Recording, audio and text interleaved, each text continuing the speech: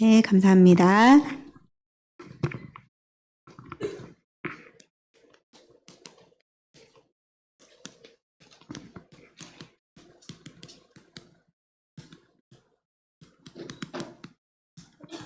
네, 오늘 안디옥의 이정표인데요. 먼저 서론을 보겠습니다.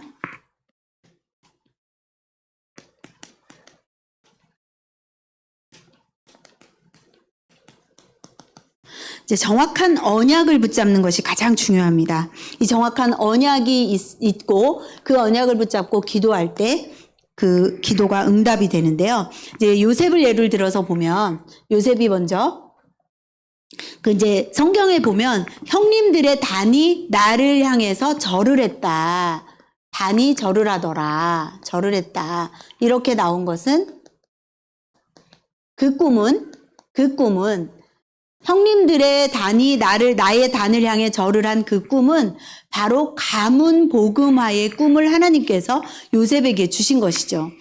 지금 이제 우리는 지금 어떤 꿈을 향해서 이제 내가 어젯밤에 무슨 꿈을 꿨는데 내가 어젯밤에 그 꾼 꿈이 하나님의 언약과 무슨 관련이 있는 것 같아. 우리는 지금 그런 식으로 믿는 그런 시대도 아니고 지금 그런 식으로 하나님께서 언약을 우리에게 쥐어주시려고 하시지 않고요. 그건 아주 특별한 또 경우고 지금 우리는 하나님의 말씀을 지금은 우리는 꿈으로 하나님의 언약을 잡는 것이 아니라 우리는 하나님의 말씀을 직접 듣고 그 말씀을 가지고 언약으로 잡는 그런 시대죠. 지금 이제 여기 요셉에 대해서 얘기하는 겁니다. 요셉은 이 당시에 하나님께서 꿈으로 요셉에게 언약을 쥐어주신 거죠. 그리고 두 번째 꿈을 꿨을 때 해와 달과 별이 자기를 향해서 절을 했다. 그 꿈을 꾸었는데 그것은 바로 하나님께서 요셉에게 세계복음화의 꿈을 쥐어주려고 그런 꿈을 보여주신 것입니다. 그래서 요셉은 가문도 복음화해야 된다고 하는 그런 하나님의 언약을 붙잡았고 세계도 복음화해야 된다고 하는 언약을 붙잡고 기도하게 된 것이죠. 그랬더니 하나님께서 어떻게 하셨냐. 정확한 언약을 붙잡고 기도했더니 하나님께서 요셉에게 말씀이 성취되게 해주셨습니다. 어떻게 성취됐냐. 정확한 언약을 붙잡고 있었더니 요셉이 어떻게 됐냐면요. 노예로 가요. 아이고 이게 무슨 일입니까?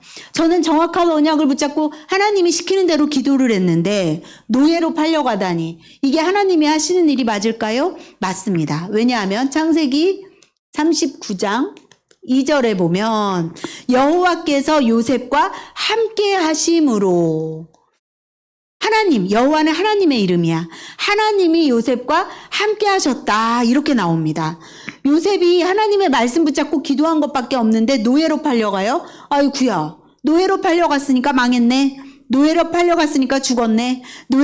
노예로 팔려갔으니까 저 사람은 완전 저주받았네. 그게 아니고요. 노예로 팔려간 게 중요한 게 아니라 그 속에 하나님이 함께 하신 게 중요한 거죠. 내가 무슨 일을 만난 게 중요한 게 아니라 다시 말해서 사건 1. 내가 어떤 사건을 만나고 어떤 일을 만나고 어떤 응답을 받았다가 중요한 게 아니라 내가 하나님이 나와 함께 하시느냐. 이게 중요한 것입니다. 그리고 더 기가 막힌 일이 벌어집니다. 노예로 팔려간 것도 모자라서 누명을 쓰고 감옥에 가게 되는데요. 아니 이게 어떻게 된 일입니까? 점점 잘 돼야 될 것 같은데 점점 이상해요. 점점 내가 생각하지도 못한 상황 속으로 들어가는 것 같습니다. 그런데 이거를 놓고 성경에는 21절 성경에는 이렇게 말씀하세요. 여호와께서 또 요셉과 함께 하심으로 또 나와요. 계속 함께 하세요. 여호와께서 요셉과 함께 하심으로 간수에게 은혜를 입어서 간수가 요셉에게 그 죄수들을 다 맡겨요.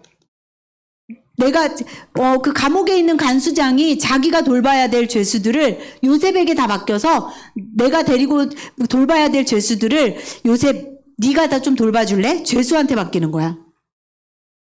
그 이상하지 않아요? 그렇죠? 정말 이거는 요셉이 똑똑해서가 아니라 딱 요거예요. 여호와께서 요셉과 함께 하시는 것을 간수가 본 거예요. 감옥을 지키는 사람이 요셉을 보면서 나보다 더 잘하네. 나보다 더 죄수들을 잘 돌보겠어. 저런 사람이면 맡기고 싶어. 이렇게 되는 거예요. 그래서 여호와께서 요셉과 함께 하시는 그 비밀 속에 간수가 죄수도 다 맡겨요. 여기에서 보면 보디발이라고 하는 이 노예의 주인, 요셉이 노예잖아. 그 노예의 주인 이름이 보디발인데 보디발 장군이 노예인 요셉에게 이렇게 말해요. 우리 집을 다 다스려줘. 우리 집을 너한테 맡길게. 다스려줘. 우리 집을 다스려줘. 우리 집 좀 다스려줘. 재반 사무를 다 요셉에게 맡겼다고 나와요. 우리 집 좀 다스려줘 하고 보디발 장군이 노예한테 막 말해요. 간수가 요셉에게 이 감옥 좀 다스려줘 하고 죄수한테 말해요. 이상하죠? 노예한테 다스려줘. 죄수한테 다스려줘. 계속 다스려줘. 다 맡길게. 우리 얘 좀 책임져줘. 다 다스려주고 다 돌봐줘. 이렇게 말해요. 자, 그러면 이제 노예 감옥 그 다음에 더 기가 막힌 일이 벌어지는데 왕을 만납니다. 이 왕을 만난 게 이게 잘못하면 위기예요. 왜냐하면 우리는 이제 성경의 내용을 아니까 왕을 만나서 총리가 되잖아. 이걸 아니까 위기가 아니라고 생각하죠. 얘가 위기일 수 있어요. 왜냐하면 왕을 만났는데 왕이 꾼 꿈을 해석을 했으니 망정이지 안 했으면 못했으면 죽어요. 바로왕이 가뜩이나 바로왕이 꾼 꿈을 해석할 자를 찾고 있는데 그 점술 그 나라에 귀신 섬기는 자들 다 불러가지고 해석해봐라 했는데 아무도 해석을 못하니까 저것들을 다 죽여야겠다 이렇게 마음먹었거든요. 그러니 그 상황에 요셉이 왔을 때 왕의 꿈을 해석하지 못하면 요셉도 죽습니다. 위기예요, 위기. 그런데 그때 여호와께서 창세기 41장 38절에 보면요. 여호와께서 요셉과 함께 하세요 또. 그래서 어떤 일이 벌어지냐면 바로 왕이 불신자인데 왕이 그런 고백을 해요. 이야, 나는 너와 같이 이렇게 하나님의 영에 감동된 사람을 본 적이 없다. 너와 같이 하나님의 영에 감동된 사람이 없어. 그러니 네가 이 나라를 다스려줘. 이제 이렇게 나옵니다. 집을 다스려줘, 감옥을 다스려줘, 나라를 다스려줘. 다 다스려달래. 요셉 보고. 요셉이 훌륭해서일까요? 아니에요. 요셉은 하나님과 함께하는 비밀이 있었습니다. 자, 그러면 어떻게 해야 되냐? 우리가 요셉 같은 응답을 받기 위해서 그럼 어떻게 해야 되냐면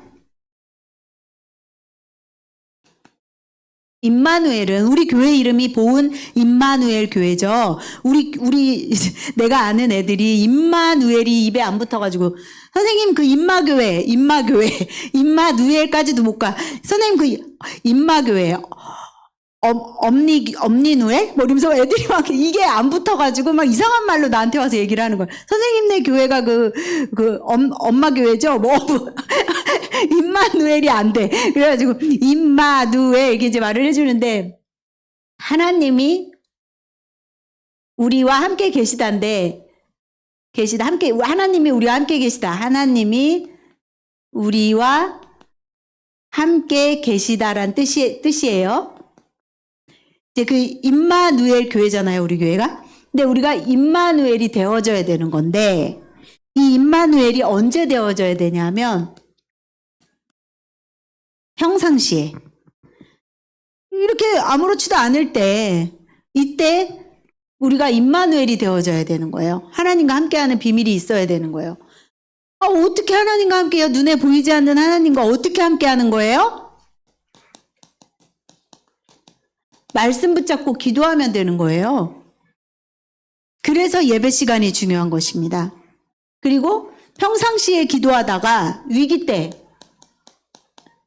만났을 때도 기도하는 거예요. 위기 만났을 때도 임마누엘을 누리는 것입니다. 이제 그렇게 하기 위해서 내 인생 캠프가 되어줘야 되겠죠. 나의 인생에 빛을 비춰야 되는 것입니다. 내 인생이 어둠 가운데 있는데 나에게 빛을 비춰야 되는데 어떻게 빛을 비춰야 되냐 하면 원래 우리의 인생이 흑암, 혼돈, 공허 속에 있었어요. 제가 그 주거래 은행이 이제 있잖아요. 그래서 농협을 갔는데 거기에 지점장님을 작년에 봤을 때, 1년 전에 만났을 때 그분의 눈빛을 보면서, 그분의 몸짓을 보면서, 이야, 저렇게 경제적으로, 경제력이 있고 사회적 지위를 갖춘 사람은 저렇게 우월한 몸짓을 하면서 저렇게 다니는구나. 좀 뭔가 자신감이 뿜뿜 넘치는 게 좀 다르다. 제가 그렇게 부러워했단 말이에요. 1년 전만 해도. 근데 1년이 지난 지금 제가 또 그 농협의 지점장님, 똑같은 그 지점장님하고 눈빛이 마주쳤단 말이에요. 근데 제가 그분의 눈빛을 보면서 뭘 느꼈냐면 이걸 느꼈어요. 저분은 창세기 3장, 6장, 11장을 해결받지 못하고 흑암 가운데 사로잡혀 있어서 공허하구나. 그래서 제가 작년에는 그분이 부러웠어요. 아우, 돈도 많고 저렇게 자신감이 넘쳐서 막 뻐기면서 들어오는 느낌인 거예요. 그래서 저런 사람은 저렇게 다니는구나 이렇게 느꼈는데 그 사람이 공허함을 봤어요. 제가 흑암 가운데 있는 걸 봤어요. 혼돈 가운데 있는 걸 봤단 말이에요. 그랬더니 그 사람이 불쌍하게 보이더라고요. 그 지점장님이. 아, 저분은 나에게 돈은 줄 수 있을지 몰라도 저분이 나에게 영적인 걸 줄 수가 없구나. 나는 저 지점장님에게 돈은 줄 수 없지만 나는 저분에게 그리스도를 전달해 줄 수 있구나. 난 정말 행복한 사람이다. 저는 정말 거기에서 그분과 나의 차이를 확연하게 느낄 수 있었는데요. 빛이 있으라 하심에 빛이 있었다고 했어요. 하나님이 창조하실 때 그 빛이 나에게 임했습니다. 창조의 빛이 임해서 내가 요한복음 1장 12절에 이거는 창세기고요. 요한복음 1장 12절에 그 빛이 나에게 임해서 내가 하나님의 자녀가 된 것입니다. 그래서 이제 우리가 해야 될 것이 여호와를 바라라. 여호와만 바라봐라. 이런 강단의 말씀 주셨죠, 오늘. 자, 그래서 이제 본론을 보면요. 이제 오늘 이제 스데반의 일로 흩어진 자들이 이제 전도와 선교를 하게 돼요. 참 진짜 너무 감사한 상황이에요. 스데반의 일로 흩어졌는데도 전도와 선교를 해요. 근데 이 사람들이 전도와 선교에서 멈춘 것이 아니라 이방인의 선교를 시작합니다. 흩어져서도 복음을 전하지만 전도와 선교를 하지만 이방인에게 복음을 전하는 선교의 시작이 이루어집니다. 이것이 시작이 돼요. 이것이 바로 안디옥의 이정표입니다. 이 일들이 다 안디옥이라고 하는 지역에서 일어났기 때문에 안디옥의 이정표라고 하는 것입니다. 그래서 이제 오늘 여러분들의 포럼을 들어보면 이제 물론 이제 그 포럼 주제가 또 어떻게 받아들여지느냐에 따라서 대답이 이제 그렇게 나올 것 같은데요. 이제 보통은 내가 있는 가장 가까운 룸메라든지 또 대학 현장이라든지 또 내 학교 현장이라든지 내가 살고 있는 그 집을 주변, 그러니까 그런 기준으로 그렇게 말씀을 해주셨는데, 그러니까 이제 송민성 선생님하고 얘기를 하다 보니까 이제 한 지역을 정하라고 했을 때 보통은 내가 살고 있는 지역을 정하기가 쉽잖아요. 저도 그렇게 알았더니 민성쌤이 그러는 거예요. 내 지역은 기본으로 가지고 있는 것이고 또 다른 한 지역을 설정해야 된다는 거예요. 그래서 이제 저도 이제 기도를 하다 보니까 보은읍은 당연히 제가 살고 있는 지역이기도 해서 제가 제 마음속에 기도해야 되겠다고 붙잡았고, 제가 또 한 지역을 생각할 때, 우리 하원쌤이 있는 옥천 지역이 마음에 담기더라고요. 그 옥천 지역을 이제 하원쌤 때문에 여러 번 왔다 갔다 하다 보니까, 저 지역이 정말 보은하고 되게 비슷하게 생겼는데, 보은하고 또 다른 점이 철도도 있고, 대학교도 있고, 조금 더 이제 시설 면에서는 약간 그런 부분이 있는 거고, 모든 다른 부분들은 보은하고 별로 다르지 않아요. 그런데 그 현장에 이제 민성쌤이 어젠가 얘기를 하다 보니까 옥천 지역에는 다락방하는 교회가 없지? 이렇게 말을 하니까 생각해보니까 진짜 없는 것 같아요. 그래서, 저 현장에 복음의 씨앗이 뿌려져야 되겠구나. 그리고 이제 우리 민성쌤이 하원쌤을 붙잡고 다락방을 시작했거든요. 대학교 다락방을 시작했거든요. 그래서 우리 민성쌤과 우리 하원쌤 또 그 옥천 지역을 놓고 제가 또 기도를 하게 되잖아요. 그래서 옥천 지역을 제 마음에 담고 같이 기도하게 되었고, 그리고 이제 저는 계속 한 나라를 놓고 기도하는 게 이제 일본 현장인데, 우리 민성쌤은 케냐로 바뀌었더라고요. 일본에서. 케냐 현장이 마음에 담긴다면서 일본에서 케냐로 갈아타셨는데 저는 계속 일본이거든요. 그러니까 민성쌤이 야 엄마는 계속 일본이네 막 이제 그렇게 얘기를 하는데, 여러분도 아마 각자 자기 마음에 담긴 나라가 있을 것입니다. 그 나라가 딱 하나여야 된다는 건 아니에요. 또 다른 나라가 있을 수도 있죠. 여러 개의 나라가 담길 수도 있는 거죠. 그래서 우리가 그 나라와 지역을 두고 계속 기도하는 것이 말씀의 흐름입니다. 그것이 하나님의 소원이에요. 전도와 선교, 이방 선교, 이것이 다 하나님의 소원이에요. 이제 저 같은 경우에도 학교 현장에 학생들에게 복음을 전하는 것은 정서 확대이며 특정 종교를 전파한다고 해서 제한적이에요. 그럼에도 불구하고 제가 학교 현장에 복음을 전할 수 있는 부분은 선생님들과 학부모님들이죠. 그럼 학부모님들에게 복음을 전하면 학생들에게 자연스럽게 연결될 수 있죠. 그런 그 문이 따로 있다는 거예요. 문. 그러니까 어떻게 보면 문제가 생겼으니까, 위기가 왔으니까 큰일 났다, 복음을 전할 수 없겠구나가 아니라 오히려 이것이 문이 되어서 하나님이 전도와 선교를 할 수 있도록, 이방 선교를 할 수 있도록 하나님이 시작하시는 그런 출발점이 된다는 거죠. 그래서 예수는 그리스도인 것입니다. 자, 그래서 이제 결론입니다.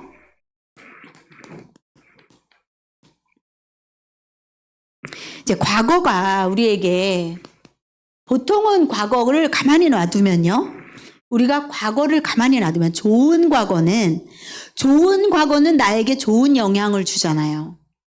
나쁜 과거는 뭐예요? 상처를 포함하죠. 이 나쁜 상처를 가만히 놔두면 상처가 돼요. 그 상처는 죽을 때까지 나를 쫓아다닙니다. 여기에 있으면 안 되죠. 그럼 이걸 어떻게 해야 돼요? 축복의 발판으로 삼아야 됩니다. 이거를 딛고, 이 상처를 딛고, 아니야, 이 상처 때문에 난 하나님의 더 큰 축복 속으로 들어갈 거야 라고 그 상처를 딛고 올라서야 되는 거죠. 그 상처에 잡히는 게 아니라. 과거는 그렇게 해야 되고요. 오늘을 가만히 놔두면 어떻게 되느냐? 무기력하게 돼요, 사람이. 오늘을 그냥 가만히 지나가면 무기력하게 돼요. 여기서 빠져나오는 방법이 뭐냐? 7망대, 7여정, 7이정표의 기도 속으로 들어가는 것입니다. 나의 미래를 그냥 가만히 놔두면 어떻게 되냐 하면요, 불신자의 종노릇을 하게 돼요. 결국에 내가 아무리 성공한다 해도 내 미래를 가지고 가게 되면 불신자의 종노릇밖에 못합니다. 아무리 성공해도. 그러면 어떻게 해야 되냐? 우리는 세계 복음화의 언약 속으로 들어갈 때 진정한 성공을 하게 되는 것입니다. 그래서 우리가 세계 복음화의 언약 붙잡고 기도하는 거예요. 그 속으로 들어가는 우리 렘넌트 되길 바랍니다. 숙제를 내겠습니다.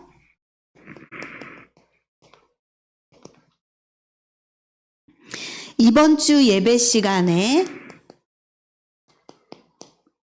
이제 이번 주에 이제 주일 오전 예배 드린 사람, 중고등부 예배 드린 사람, 기도처 말씀 보는 사람, 여러 면으로 이제 여러 다락방을 하는 사람, 여러 면으로 예배를 드리잖아요. 어떤 예배 시간이든 상관없어요. 이번 주 예배 시간에 나에게 주신 말씀은 무엇인가? 우리 박순자 장로님, 강현쌤, 민성쌤, 자민쌤, 자윤, 하원쌤, 네, 이렇게 포럼 준비하고요. 흩어지겠습니다.